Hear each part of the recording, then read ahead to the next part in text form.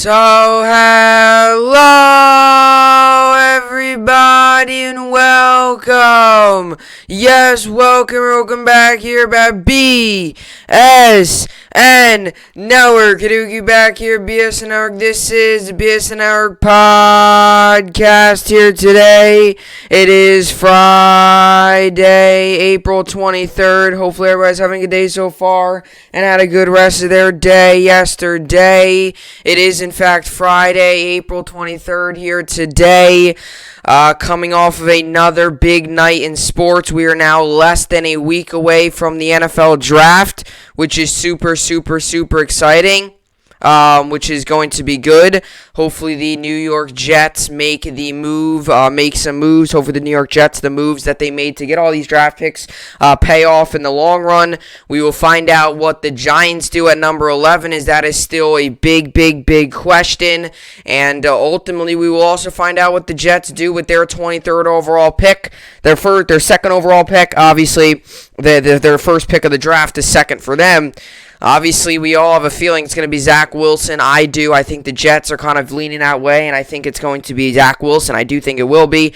But obviously, it's still, it's not confirmed yet. Still got to go through. Roger Goodell still got to announce it. But whoever it is, hopefully that they have a successful career with the New York Jets. And one of the big questions is what are the Jets going to do with the number 23 pick? Are they going to, there was some rumors that the Jets might trade and try to come up. There was just, some stuff that they were just going to stay there. I would imagine they're probably just going to stay there and take the best guy available, take an offensive lineman, take a receiver, maybe take a cornerback. And then you got the second pick in the second round. And that's three picks in the first, and that's three picks already, and really when some teams haven't even gone one pick. So the Jets have a lot of draft capital. Hopefully we use it the right way. Hopefully we take the right guys. I believe that we will. So that should be good. We're less than a week away from that. Then we got the Yankees won last night. To recap last night in sports, the Yankees got a good win yesterday. That felt good. Still not satisfied enough, though. Last night's win was a good win. And I mean that by it wasn't a sloppy, not a good win. The other game was a win. But last night's win was a solid, classic New York Yankees win. We hit the ball 11 times. We scored 6 runs. We came back from 3-0. This season has seemed like impossible to come back from, and we came back from it last night. We had 11 hits last night in that one game. The entire Tampa Bay Rays series, we had 11 hits. Last night looked like the vintage New York Yankees. Last night looked like the New York Yankees we should expect to see all the time. Last night, Gleyber Torres looked like the Gleyber Torres of 2019 with his 3-hit game, right? Last night looked like the New York Yankees that were supposed to be. They looked like the World Series contending New York Yankees. These other games, they've not. The game we beat the Braves, yes, I get it, we won, and it was solid that we won. That did not look like the New York Yankees. A pass ball and a walk, that's not how the New York Yankees get it done. Yesterday, we got it done using our bats. We got it done. Fielding was choppy, but hey, our pitching was solid after Herman had a little bit of a hiccup in the first couple innings. Settled down, got a good, solid game, right? Bullpen was good. Last night was a classic New York Yankees victory. It's what we all expect out of the New York Yankees. So I wanted to make that clear. Good win for the Yankees. We got to continue it, though. Winning one game every 4 days isn't going to get the job done. We got to continue this. And I said, I think I said this yesterday. We got the Orioles coming up. If we can somehow take two from the Indians, 2 or 3, I don't expect us to win all 4, but that's just me. If we can even take 2 from the Indians, the Orioles should be an easy sweep. That's 6. You go 6-2 on your road trip, that's pretty solid. But yeah, the Yankees play again today. We got the Yankees today. Rangers took a tough loss last night. I hate to say it because 1 minute I say it, then 3 days later we're back in it. I would venture to say right now that the New York Rangers playoff hopes are on life support. I do mean that when I say that. I'm not joking. They are. The Rangers are now 8 points out of a playoff spot. We got it all the way down to 2 about a week ago, and now it's all the way back up to 8 with about 9 games remaining. So the Rangers have about 9 games left in the year. 9 games left. The Bruins still have 11 games, 2 in hand. They play the Sabres again today. Rangers play the Flyers. We're 8 points behind them. 8 points in 9 games is extremely difficult. If the Rangers want any chance of making the playoffs, we have to win today and hope the Bruins lose. And I actually want to make this clear. I think if the Rangers lose today and the Bruins win, we're 10 points behind. 10 points in 8 games is mathematically possible, but I don't think it's going to happen. You would actually have to go to OT to get that double point. So we'll see how it all plays out. Hopefully the New York Rangers find a way. I would love for us to make the playoffs, but I got to admit, I don't think it's going to happen. And I would imagine, now it's not official yet, but I would put money on it that 3-4 games from now, we might be eliminated, because mathematically we're still in it, but the Bruins still have 2 games in hand. They play the worst team in the NHL again today. So, you want to remain positive with a young team. You want to hope that, maybe we can get on a little bit of a 3-4 game win streak, but I don't know. I mean, I could see us winning tonight, but it's just what the Bruins do. If we keep winning and the Bruins keep winning, it doesn't matter. We're not gaining any ground. We need the Bruins to lose. Because if the Bruins lose, no matter what, it actually helps us. Because if the Bruins lose and we lose, it doesn't matter. We're still the same. If we win and the Bruins lose, we gain, right? If we lose, the Bruins, right? If we, whatever the case may be. If the Bruins lose, we automatically got helped. And if the Bruins win and we win, it doesn't help us. But, we also don't want the Bruins to win. If it's like you don't want the Bruins to win. We just don't. So, but yeah, took a tough loss for the Rangers. I mean, it was tied 1-1. I've said this so many times. You look at the games the Rangers win this season. You look at those games. We got so many chances on goal in those games. And we converted on those chances. Yesterday, the amount of chances we had on net was mind-boggling to me. And the fact that we were only able to get 2 past Brian Elliott, very frustrating. Brendan Smith, Artemi Panarin with a late goal. We had opportunities. Filipino had a great move, hit the crossbar. You had a move late in the game. You had a puck behind the net, passing in front of it.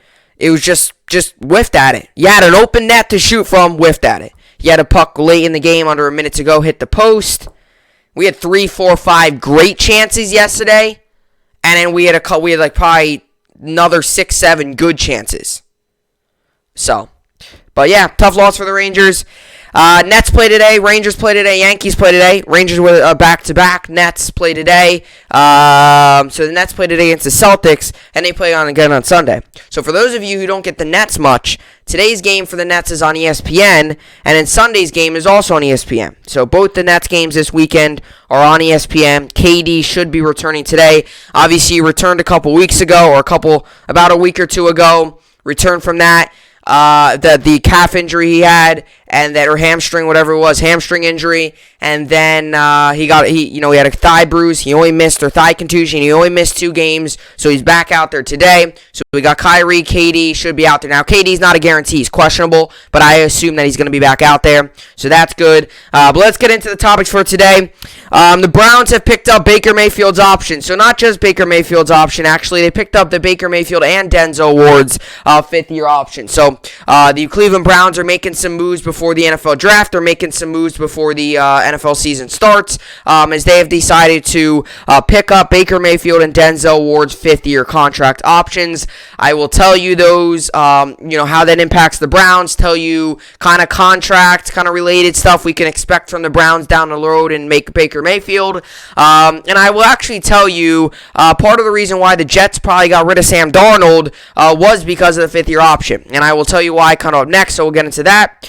Like I said, I've been saying a lot that I'm going to talk a lot about the draft. And now that the draft's less than a week away, obviously I'm going to talk a lot about prospects. So one of the prospects that's name's been flying around a little bit here is Caleb Farley, a guy who was supposed to be one of the first cornerbacks off the board, got surgery, and now he dropped a little bit in the draft board rankings. A lot of people still believe that he could be a dominant cornerback. A lot of people still believe he can be a dominant player in the NFL, and some people still believe that he is one of the best prospects out there at the cornerback position.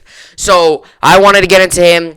The Jets have shown some interest in him. Not shown interest, but meaning like there's been some people saying that the Jets could look at him. Many mock drafts have coming out about people saying the Jets are going to look at him. So I wanted to get into that. I kind of wanted to get into what he would be like on the Jets. Like I said, this is all just stuff I'm going through. I did it again with the Giants the other day with Devontae Smith and them trading up. I'm doing it today with the Jets. Just different players, brainstorming, predicting. That's what you got to do all before the draft. You don't want to go into the draft not knowing any of the players. You got to go into the draft having some sort of, knowledge. So I'm going into the draft with, Caleb Farley on the mound. Obviously Zach Wilson, all the quarterbacks out there. I'm looking at some different receivers that the Jets could possibly target because we don't know who the Jets are going to take. We have a good feeling, but ultimately it's the Jets that make the decision. It's Joe Douglas and the Jets front office that makes that decision. So we can all brainstorm and predict. But I also want to get a feel for the prospects and kind of tell you some about them. So then if the Jets draft him, I say this is a good pick. I'm not just sitting here and telling you why it's a good pick. I'm actually predicting why it would be a good pick. So we'll get into that. Then we'll finish off with the New York Sports Update. Take you into the weekend with a lot of good sports on this weekend. Baseball, basketball, hockey. Baseball, obviously, in full swing. Yankees, second game of the 4-game set today against the Indians. And, we'll wrap up another week of podcast. So, with all that being said, this is the BSN podcast, and let's get right into it. So, report, Baker Mayfield, Denzel Ward's 5th-year contract options exercised by Browns. So, the Cleveland Browns have decided to exercise Baker Mayfield's contract for his 5th-year option and Denzel Ward's 5th-year option as well. Now, I'm just going to explain really quickly what a 5th-year option is. I'm sure I don't really have to explain it. It's kind of just time, but I'm sure most of you watching the video know what a 5th-year option is. So the 5th-year option is when a team. So the rookie, when you get drafted, right? You have your rookie contract, you have your rookie salary, right? When you get drafted, that's all that good stuff.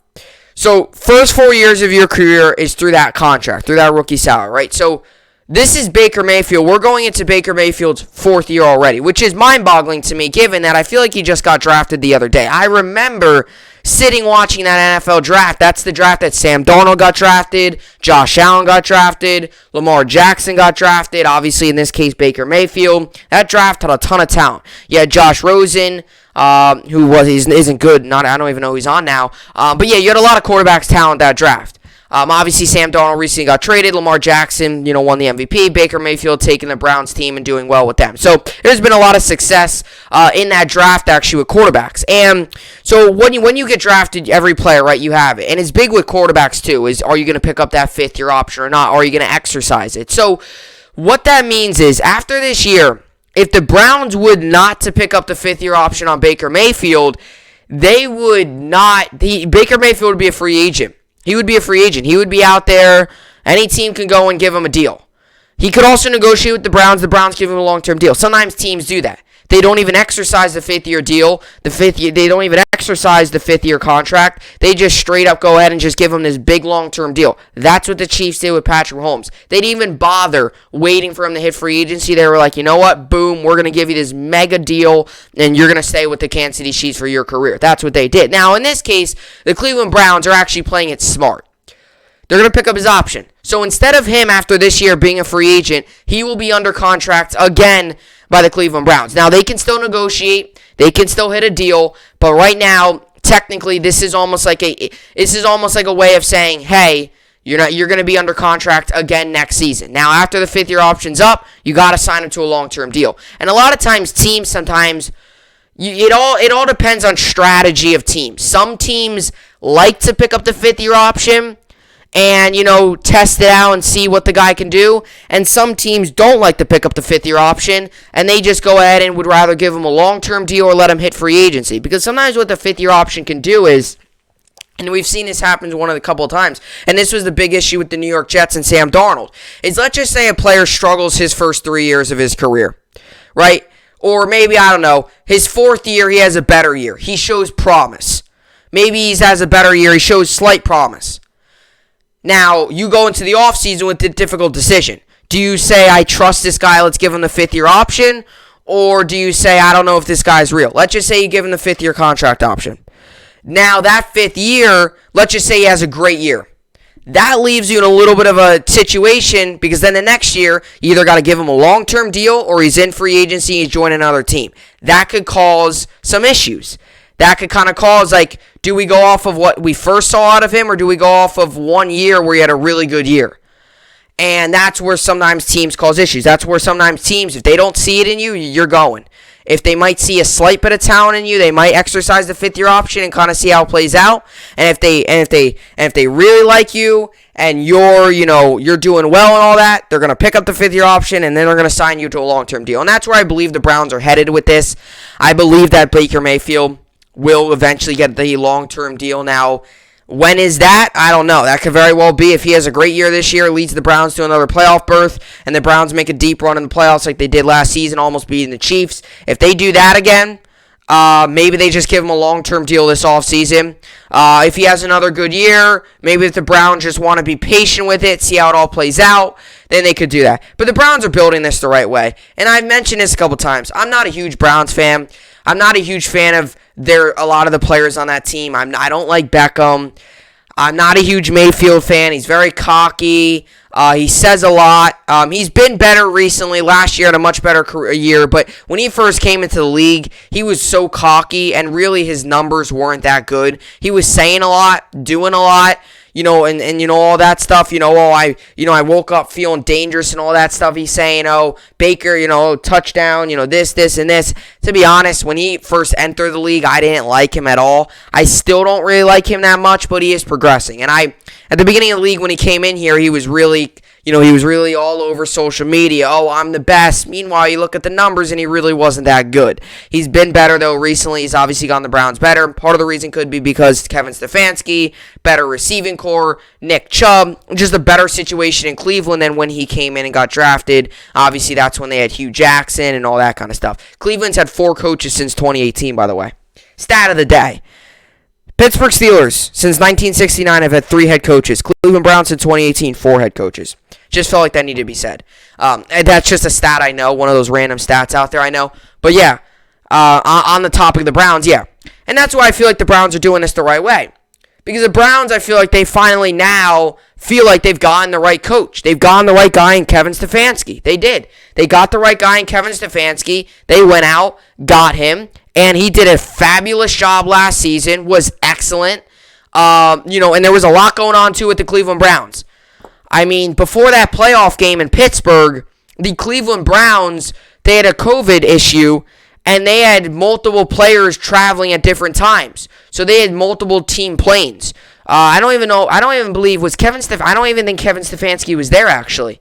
I don't even think that was the game. But anyway, Kevin Stefanski, Browns went through a lot with COVID, and not even just with COVID, just the season in general. The season last season was so tough. With COVID, protocols, restrictions, sometimes these coaches and stuff like to do all this different stuff, and it had to get trimmed down. And obviously with the shorter off season, they had to get stuff done quickly. So he had a great year. And for a guy that was coming in as a first-year head coach in last year's season, that's not an easy environment. But he got the job done. He did a great job. And I feel like now that the Browns, why they're exercising Baker Mayfield's contract is because they saw, sure, yeah, he took a leap year 1 and year 2. He did. You could see it. He was progressing. Now, last offseason, there was some rumors about Baker Mayfield possibly being a trade target. And I'm not lying when I say that. That's the truth. And part of the reason that was because, sure, his year 1, he struggled a little bit, wasn't first overall pick worthy. His second year, he was right? They got him receivers. They went out and got this guy. It was kind of one of those situations where it's just like, really? Is this really the guy we are getting? And then this most recent year, they hire Kevin Stefanski. They bring in a brand new offensive system. Everything the Browns were doing in his previous 2 years, they blew it up, brought in a new offensive system, brought in a new coaching staff, and Baker Mayfield took not a little baby leap. He took a huge leap. And I feel like why the Browns are now exercising his 5th-year option is because they saw what he did under Kevin Stefanski's offense. And that could be the light bulb that blows up. That could be it right there. Baker Mayfield didn't fit well in the other offensive schemes. You put him in the right scheme, he did perfectly fine. He had a great year, led the Browns to an AFC divisional game, let alone almost beat the Chiefs. almost beat the Chiefs. They didn't beat them, but they almost did. So I think it's smart. And now you head into this year where Mayfield's, got receivers around him. Whatever they do in the draft, whatever they do in the draft, you obviously got receivers around him. You got a guy, Nick Chubb in the backfield, Kareem Hunt, right? Baker Mayfield, he's surrounded. He's got talent around him. And, the Browns are doing this good, and the Browns really are. And for a team that a couple years ago was the laughingstock of the league, they are now turning into a competitive, really solid, good football team. And it's because they started off building a solid foundation. They brought in the right coach. Back to what I'm saying, people don't realize how much a coach can impact the team. You bring in a coach. Look what it did to the Cleveland Browns. Look what the head coach did to the Cleveland Browns. This was a team that didn't make the playoffs the year before that. They brought in Kevin Stefanski this year. They made the playoffs. They saw a leap in Baker Mayfield. Nick Chubb had a great year. Kareem Hunt did well, right? Their defense was on. Everything just was so much better with a new coach, new coaching staff. It boggles my mind how people don't believe how a head coach cannot make that much of a difference. A head coach is huge. A head coach is huge to teams in any sport. So that's big. And now that the Browns got the head coach, they hope that this is their quarterback. And this could also lead to an interesting situation. Because the Browns, why they're picking up the fifth-year option, is they clearly feel confident in the Kevin Stefanski-Baker Mayfield relationship and scheme and fit, right? But one of the big questions, too, and I'll go to the Jets here. Like Jets, for example. Let's just say Darnold had a great year this year with the Jets. I'm just saying. That would have been a very difficult situation whether you pick up his fifth-year option or not. Because if you do, and he has another great year, well, then you're going to have to pay him. But do you really believe that's him, or is that just a breakout? Same thing here with Baker Mayfield. It's one of those situations where he had one amazing year. Do you pick up the fifth-year option, but it's because of the coach, it's because of the new, system. Baker Mayfield's thriving there. And Denzel Ward, too. Another very good player. Can't forget about him. He also also got his fifth-year option. And, hey, if Mayfield, and, hey, I said this, too. If Mayfield has, let's just say, another good year this year, and he does well, let's say the Browns as a whole have a good year, if I'm the Browns, I would go ahead and say, hey, I would go ahead and say this. I would go ahead and say, hey, you know what? We had another good year. You sign him. You give him the money. And that will eliminate him, possibly going to another destination. We'll see how it all plays out. But report Baker Mayfield, Denzel Ward's fifth-year contract options exercised by Browns. The Cleveland Browns have reportedly exercised the fifth-year options in the contracts of quarterback Baker Mayfield and cornerbacks Denzel Ward, according to NFL Network's Ian Rappaport. Cornerback Denzel Ward, not quarterback. Sounds very similar, I know. The move will keep both players under contract through the 2022 season. The Browns selected Mayfield first overall and Ward fourth overall in 2018. So far, that draft's been very successful for them. The 26-year-old Mayfield came out of the gates strong as a rookie, throwing for 3,725 yards, 27 touchdowns, and 14 interceptions. He went on to finish second in Offensive Rookie of the Year voting. He took a big step. He put a big step back the following year. However, just going just 6-10 as a starter and completing 59.4% of his passes for 3,827 yards, 22 touchdowns, and 21 picks. Like I mentioned, he was saying all this stuff, and you look at the numbers, they weren't anything great. Things seemed to click again for Mayfield in 2020 under the direction of new head coach Kevin Stefanski. The former Oklahoma standout improved significantly in protecting the football and ended up completing 62.8% of his attempts for 3,563 yards, 26 touchdowns, and only 8 interceptions. If you compare to those to his other 2 years, 14 interceptions in 21, he had 8 last season, so really was much more comfortable in the pocket and took care of the ball. Most importantly, the Browns won 11-5 and reached the playoffs for the first time since 2002. They also beat the rival Pittsburgh Steelers in the AFC wildcard round before falling just short against the Kansas City Chiefs in the AFC divisional round. While Mayfield's young career has been a roller coaster ride, Ward has been considered one of the top corners in the league ever since making his debut. He was named a Pro Bowler after his rookie, as a rookie after recording 53 tackles, 3 interceptions, and 11 passes defended in 13 games. And he followed that up with 2 picks each in 2019 and 2020. He also had a career best 18 passes defended last season. The one major issue with Ward is his durability, as he never appeared in more than 13 games in a season. He has missed 4 games in each of the past 2 seasons and 11 overall in 3 seasons. By exercising his fifth-year option, the Browns are betting on Ward's elite skill set and the notion that his health won't be a significant issue moving forward. And that's one of the things, too. That's like Ward, not saying it's an exact the Judge situation, but Ward, it's almost like an Aaron Judge situation. Like, he's very good when he's healthy, but health's been a little bit of an issue for him. And, but like I said with Ward, like I said before I read this article, both those players, that 2018 draft has been very successful so far.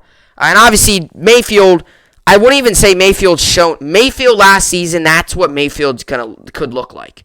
The first 2 years, that's not really Mayfield. 14 interceptions, that's a lot of picks. The year before that, he had 21 interceptions.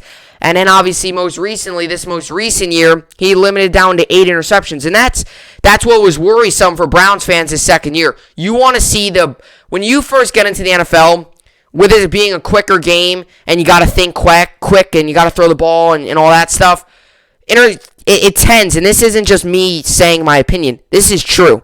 Turnovers tend to be high for players early in their career, right? Because it's a much faster paced game.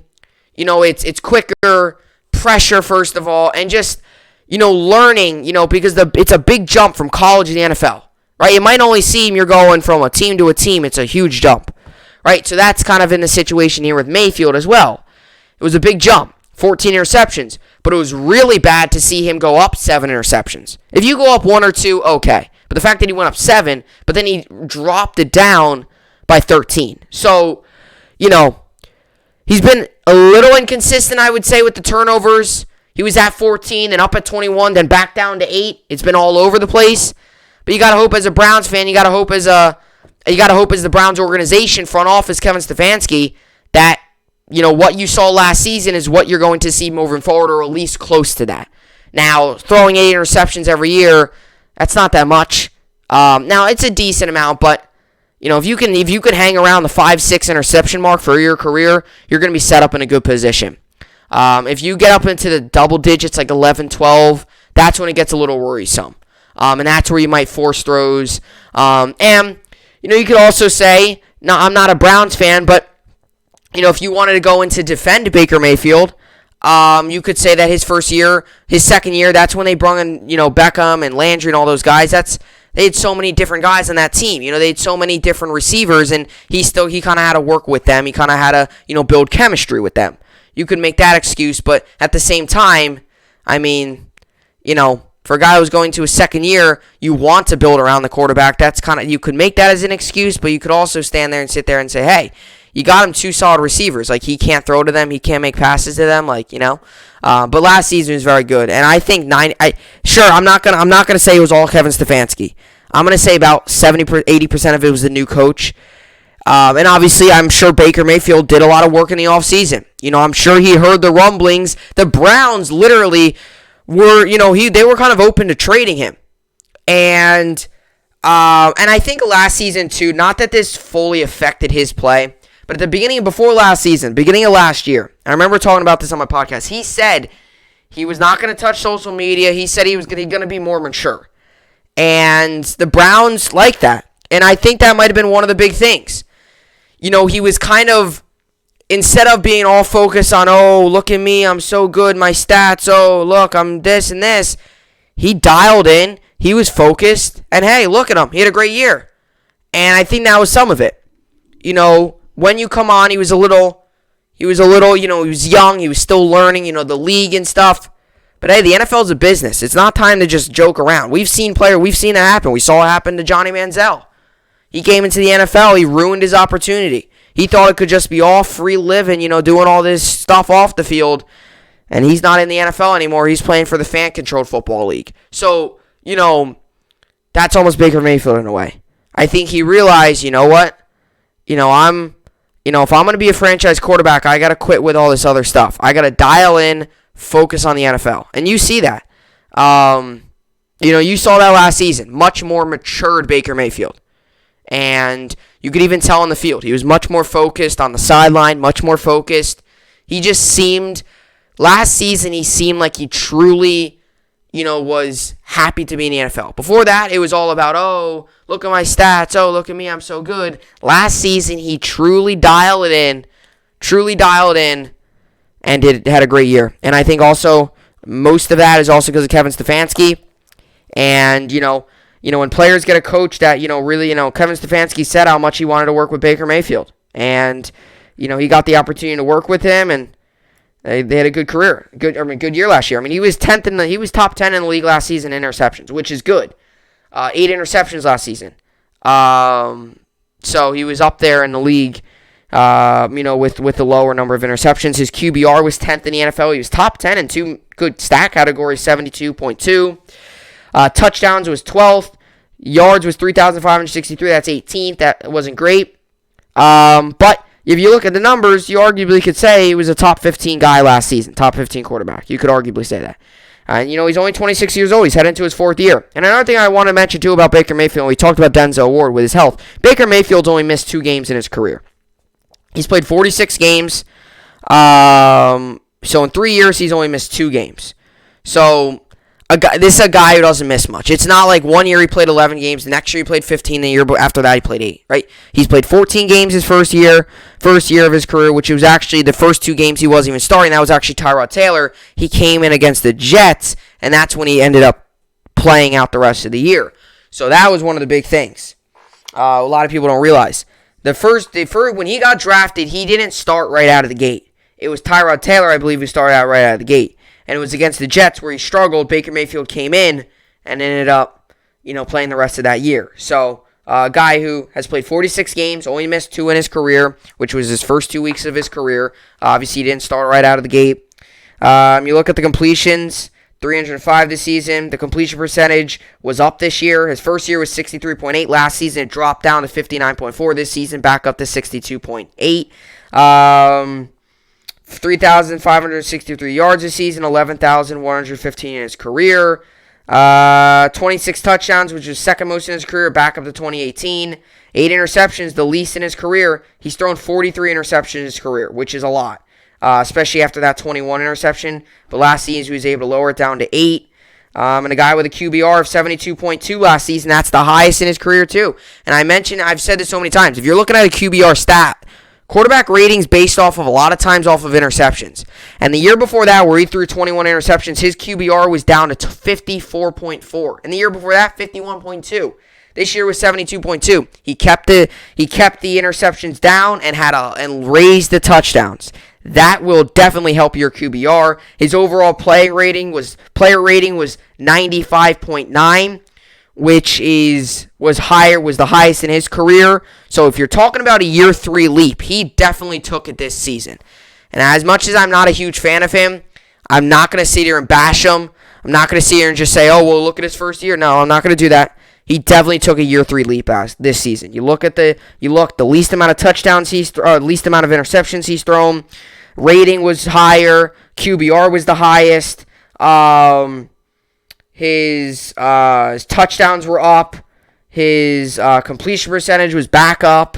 So, and a guy who also played all 16 of the games. So that was also a positive. And a lot of times teams too, if you're doing well on the field, they're going to base off on what you want to do with a long-term extension and 5th-year option. If you can't stay healthy, they might not pick up that 5th-year option. But if you can, and obviously Denzel Ward, he's shown that when he's healthy, he's really good. So he's shown enough to why they should pick up the 5th-year option, and hopefully he can start staying healthy more. Because a guy, he hasn't played 16 games yet. 3 seasons into his career, so you got to give him some time. It's not like he's 10 years into a career and he hasn't played a full 16-game season yet. But Denzel Ward struggled with injuries. But when he's out there, he's arguably one of the best quarterbacks in the league. Baker Mayfield has been able to play all of his games. He's played 46 of the possible 48. So, he's played all of his games. And, hey, a guy, too, last season, he's only missed 2 games. A guy, too, last season who was able to get a little bit of a playoff under him. And if you want to look at the playoff stats, he had a good playoff last season. He threw 4 touchdowns, rating of 77, one interception, 62-point completion percentage. He only played 2 games, but he even got a little bit of playoff under him with a Browns quarterback hasn't had since 2002. And that's another thing. You can look at individual stats. He got the Cleveland Browns back to the playoffs since 2002. That's one of the big things. Honestly, you could literally just say that. He got the Browns back to the playoffs, and you win the argument. He did. First time since 2002. It was the longest drought right then and there in the NFL. And he got him back. He won a playoff round. He almost beat the Chiefs, who ended up losing to Buccaneers, as you all know. But he got to the playoffs, and that's one of the big things there. So, that's what I got on Baker Mayfield. Comment down below your thoughts on him, thoughts on picking up the 5th-year option, if that would be thoughts on them picking up the 5th-year option. Obviously, we'll see how it all plays out, but it seems like a year ahead of the. Seems like it's going to be, seems like the Browns are, in a good position again to have another solid year. Obviously, with Stefanski, and obviously now picking up the option on Mayfield. So that's another thing too. You're not going to have any of that, rumors You're not going to have any of the talk this year of, are they going to pick up his option? Is he going to be free agent at the end of the year? The Browns kind of just cancel that all. We finished. We picked up his 5th-year option. Now time to get to work and focus on football. So I think it's a good move. I think it was the right decision for the Cleveland Browns. So. With all that being said, coming up next, I'm going to get into Caleb Farley rumors. Not really rumors. I shouldn't say rumors. I just write it down as rumors on the notes. But to be honest, I'm going to just talk about Caleb Farley a little bit here. He's a cornerback from Virginia Tech. Is one of the many cornerbacks out there in this draft. And this has been a guy that, many mock drafts, predictions have, had the Jets looking at. And I'll get into, what he would bring to the Jets if he gets drafted, and some possible scenarios for him coming up next.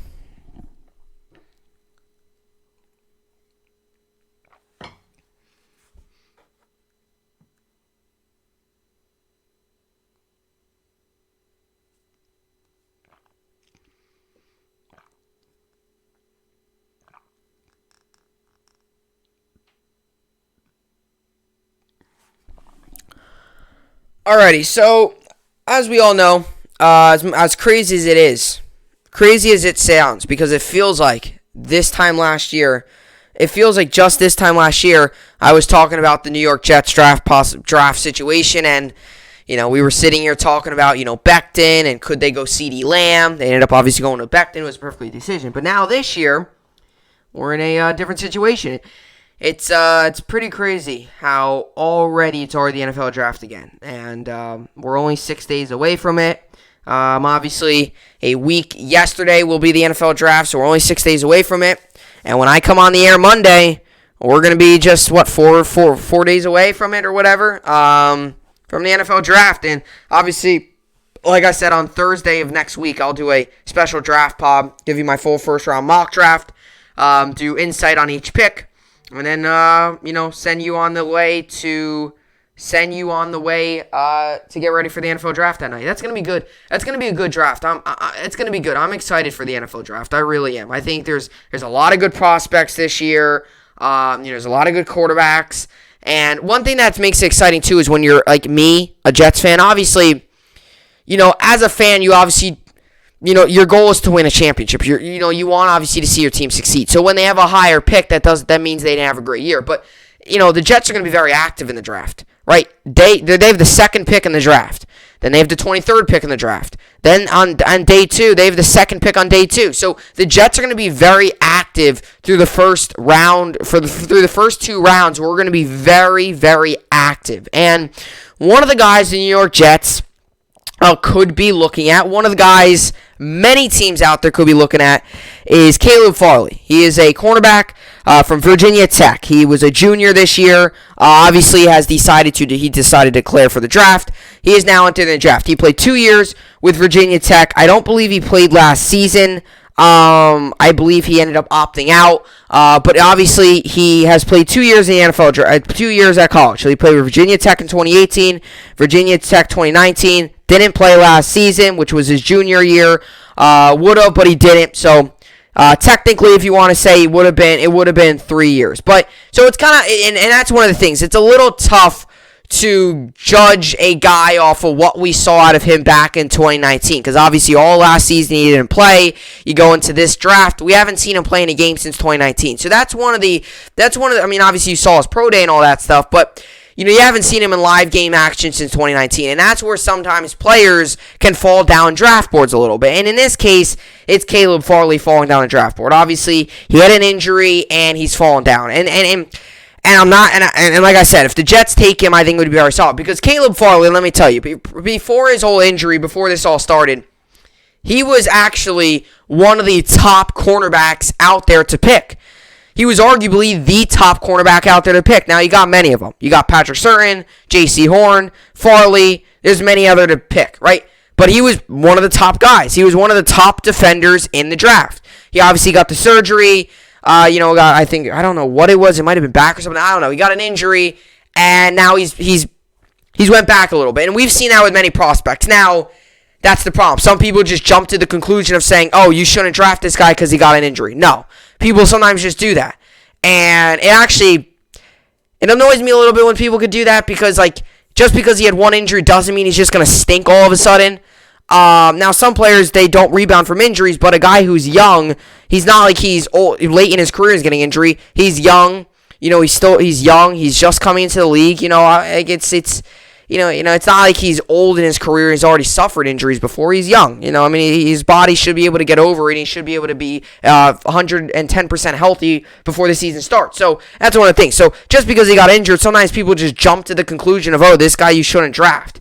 Now, obviously, he's not going to be drafted as high because of the injury history. That's going to happen. But teams will still go out and get him. And Caleb Farley, it's a little bit of an interesting situation what the Jets are in. Because this is a guy who some people still have going in the late first round. But some people also have him going in the early second round. And then even some people have him going in mid to late second round as well. So it's so hard on the Jets of what they got to do if they're going to look at this guy.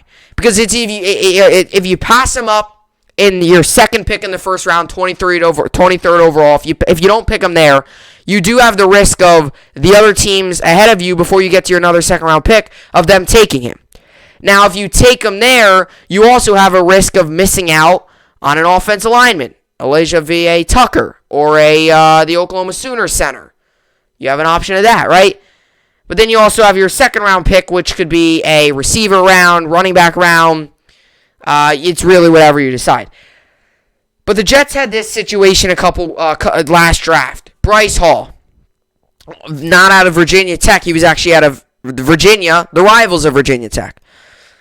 He was really good. He got a really bad ankle injury. It was really bad. He had to get surgery on it. His draft stock really fell. He was supposed to be one of the first cornerbacks off the board. He really fell down draft boards. He got picked in the 5th, 6th round. He was really late. He had a pretty good year this year. So it just goes to show you that it doesn't matter. Yes, injuries do matter, but he was young. He was able to get over it, and he had a pretty good year this year. But if the Jets do draft Caleb Farley, there's a really good chance he fits right in as our number one receiver day one. Because the Jets' secondary is that thin that there's a good chance that if we draft Caleb Farley, he slides right in as the number one cornerback. And I would be perfectly fine with that. Now, this is a guy who can be a little bit of both. He could play cornerback. He's got some experience at safety as well, which does create a little bit of an interesting situation. If you're the Jets, you could say, oh, do we want to go out and get another, cornerback? Do we want to just set on him?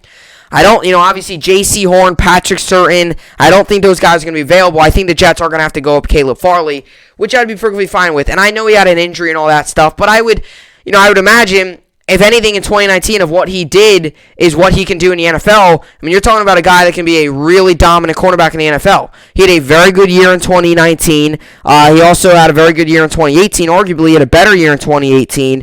If you're just looking at some of the solo tackles, total tackles, he actually had more total tackles and more solo tackles. So, obviously, he definitely had a good year in 2019. Had a good year in 2018 as well.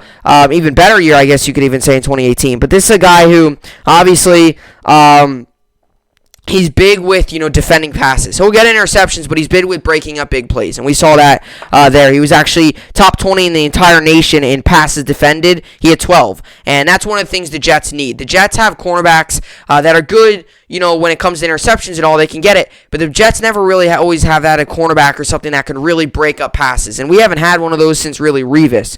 Revis was so good. I mean, Revis is just so good.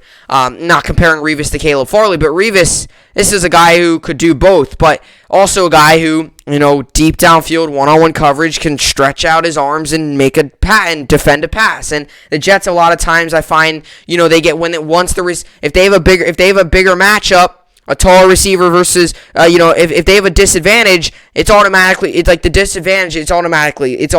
to hurt the Jets. And Caleb Farley, he's shown there's times where there's other bigger receivers taller than him, but he's got a good, he's got long arms, he's got a really good, he's very athletic, he can get up there, he can get up there and, defend the pass. He was top 20 in the entire nation in passes defended, which was really good. Another thing, he was also top 20 in interceptions, so he can get interceptions. He can also defend passes, and you got to hope that if he does take over that number one cornerback role, that he does, that he does play smart. He doesn't take penalties. That's been one of the issues with the Jets in the secondary, and that's one of the things if I'm the Jets. First of all, you got to look at a scheme fit, and he's already fits the scheme. Second of all, though, you got to look at this.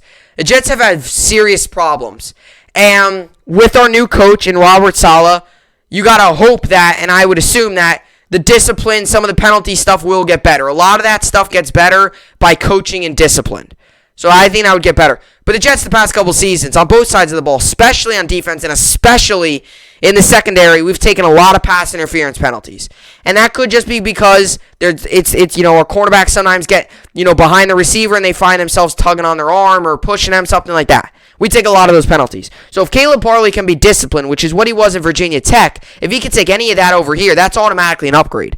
Because you got to be disciplined out there. And the Jets last season, they were actually not so great discipline on defense line. They had a lot of pass interference, roughing the passer penalties. Pass interference in the secondary. But actually, the Jets had one of those guys a couple years ago. They had Buster Screen. He took a ton of penalties. Every time the ball was thrown near him, he had a penalty. And, so that could be possibly an option of kind of saying, hey, if this guy doesn't take many penalties, you'll take him. Because I would rather, him not take penalties than have a guy that might make one or two superstar plays but take a ton of penalties. And the Jets are still interested in Richard Sherman, by the way, too. So there's an chance we sign Richard Sherman to a one-year deal, and you throw Richard Sherman anywhere. You could throw him in the slot. You could throw him out there. He's multiple dimensional. You could start out Caleb Farley maybe in the slot or Sherman in the slot and have them learn with each other. And then you put Farley out there. You pick up Sherman. Then all of a sudden you have a decent foundation in your secondary. That's still one of the Jets' big question marks is their secondary. That and the offensive line, and the running back. Other than that, our quarterback seems to be solved with whoever we draft. Receiving core got better. Linebacker, we got C.J. Mosley back. Neville Hewitt showed some promise last season. That defensive lines probably might be the strength of our team. John Franklin Myers, Quinton Williams. The strength of our team might actually be Fatu Kasi. The strength of our team might actually be the defensive line. That's probably is. So no need to worry about the defensive line. So defense in general has been one of the more strengths for the Jets, but secondary has been a big thing. If we can just get one or two solid corners, all of a sudden you look at your secondary, you're like, this is actually solid. That's what the Jets could do if they take a guy like a Farley. Like I said, he had 14 tackles, no forced fumbles, but he had 4 interceptions, which was top 20 in the nation. This is 2019 stats. He had 12 passes defended. That was also top 20 in the nation as well, and in the interceptions as well, which is, that's good. Anytime you can get a turnover on downs, And I don't see why a team wouldn't want to have a turnover on down. So I think it would be solid for the Jets to take a guy like him. Now, the Jets also got to look at it as, hey, we could use another offensive lineman. So, and maybe if the Jets take an offensive lineman on, maybe the Jets go out and take an offensive lineman with their second pick, there could be a possibility that the Jets go out and get Sherman. Someone like that. But whoever the Jets take, you just got to hope that it works out for them and that he's successful with the Jets. That's all I got to say. Anyway, let's look at the New York sports update here and get into NBA and all that good stuff. As for yesterday's NBA games, the Mavericks won, Bulls won, Spurs won, Bucks won, and Celtics won, and the Pelicans won. Not that this means much, but I'm just realizing here there was, 6 basketball games on yesterday. 5 of the 6 the home team won. The only road team that won was the Pelicans. So, not that probably is making any of you really shocked, but that's just an interesting thing I noticed there. Let's get into today's games in the NBA. We got the Heat, Hawks. I'll give Heat the win. Hornets, Cavs. Give Hornets the win. Clippers, Rockets. Give Clippers the win. Wizards, Thunder. Give Wizards the win. Trailblazers, Grizzlies. Give Trailblazers the win. Trailblazers the win. And Nuggets, Warriors. Give Nuggets the win. As for the Nets versus Celtics today. Nets come in this game 39-20. Celtics come in this game 32-27. Nets are 5-point favorites. The over-under is 226.5 for this game. 226.5 for this game. This game comes on today, 7:30 p.m. Eastern Standard Time. You can find this game on ESPN. If KD returns, I will give the Nets the win. If he doesn't, it's going to be a tough game. But if he does, I think the Nets can very well pull a win there. As for hockey, yesterday the Senators won, Avalanche won, Red Wings won, Hurricanes won, Capitals won, Maple Leafs won, Lightning won, Bruins won, and Penguins won. Rangers lost yesterday 3-2. We moved to 23-18-6 on the season. What can I tell you? It was a tough loss. As for today, we got the Bruins, Sabres. I'll give Bruins the win. Predators, Blackhawks. Give Predators the win. Flames, Canadiens. Give Flames the win. And Wild, Kings. Give Wild the win. Rangers also play today. Rangers come in this game 23-18-6. Flyers come in this game 21-18-7. The over-under is 6.5 for this game. This game comes on today, 7 p.m. Eastern Time. You can find this game on NHL Network. You can also find this game on MSG. The Rangers are favorites, but the way we played last night, I don't know if we're going to win this game. I guess I'll give Flyers a win. I hope I'm wrong, though. Got to find a way to win today to keep our playoff hopes going. Although yesterday was a pretty big blow to the playoffs, but you still got to, I guess, hope that they make the playoffs. As for the MLB yesterday, the Padres won, Giants won, Astros won, Mariners won, Diamondbacks won, Pirates won. Mets lost again yesterday, 4-3 to the Cubs. Mets started off the season rolling, and they've dropped recently. They're now 7-7 on the season. Yankees won yesterday, 6-3. We moved to 7-11 on the season.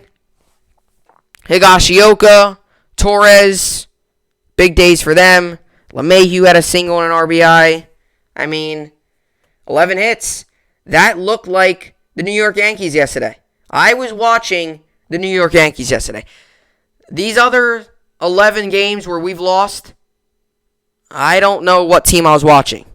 That yesterday was the New York Yankees. That was a classic New York Yankees win. That was. And today we got Monty on the mound, which I feel confident about because he's been solid. And you just got to hope that this is the start of something for the New York Yankees. That's all I got to say. As for today's MLB games, we got the Cubs, Brewers. I'll give Cubs the win. A's, Orioles, give A's the win. Rays, Blue Jays, give Rays the win. Red Sox, Mariners, give Red Sox the win. Mets, Nationals, I'll preview that. Tigers, Royals, give Royals the win. Braves, Diamondbacks, give Braves the win. Astros, Angels, give Cheaters, Angels, I'll give Cheaters the win. Twins, Pirates, give Twins the win. White Sox, Rangers, give White Sox the win. Cardinals, Reds, I'll give Reds the win. Rockies, Phillies, give Phillies the win. Let's see. Giants, Marlins, give Giants the win. And Dodgers, Padres, give Dodgers the win. Mets play. The Mets got, let's see, where are the Mets? Okay. Mets play the Nationals. SNY, 7:10 p.m. Eastern Standard Time on SNY. DeGrom's on the mound for the Mets. Fed is on the mound for the Nationals. DeGrom's on the mound. No way the Mets lose this game. I'm going to give Mets the win. There's no way they lose this game with DeGrom. Now, if they hit, they will win. If they don't, they'll lose. But we've seen it happen with the Mets. That's not shocking. So, but hey, DeGrom's on the mound, one of the best pitchers in baseball. Got to give him a win there. As for the Yankees play today. Yankees coming in this game 7-11. Indians coming in this game 8-9. The Yankees are 1.5 point favorites for this game. This game comes on today, 7:10 p.m. Eastern Time.